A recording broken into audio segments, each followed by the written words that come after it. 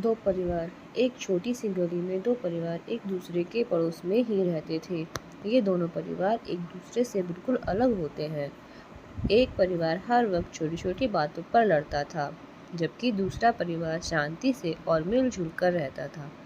इस वजह से झगड़ालू परिवार के लोग सोचते हैं, ये ऐसा क्या करते हैं, इनमें कभी लड़ाई नहीं होती। इसलिए एक दिन झगड़ालू परिवार की पत्नी ने शांत पड़ोसी परिवार से ईर्ष्या महसूस करते हुए अपने पति से कहा, अपने पड़ोसी के वहाँ जाओ और देखो कि इतने अच्छे तरीके से रहने के लिए वो क्या करते हैं, पता करो।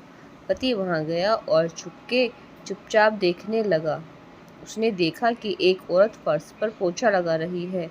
अचानक रसोई से कुछ आवाज़ आने पर वो किचन में चली गई।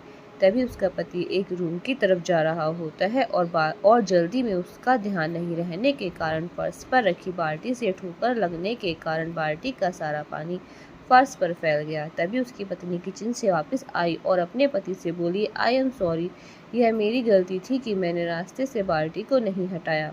पति ने जवाब दिया, नहीं डियर, आई एम सॉरी, क्योंकि मैंने इस पर ध्यान नहीं दिया।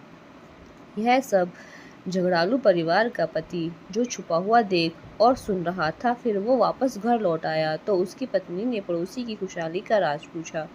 पति ने जवाब दिया, उनमें और हम में बस यही अंतर है कि हम हमेशा खुद सही होने की कोशिश करते हैं और एक दूसरे को गलती के लिए जिम्मेदार ठहराते हैं, जबकि वो हर चीज़ के लिए खुद जिम्मेदार बनते हैं और अपनी गलती मानने के लिए तैयार रहते हैं। इसलिए एक खुशहाल और शांतिपूर्ण रिलेशन के लिए एक दूसरे को समझना ज़रूरी है और अपने अहंकार को साइड में रखें और अपने स्वयं के हिस्से के लिए व्यक्तिगत जिम्मेदारी को ध्यान में रखें। धन्यवाद।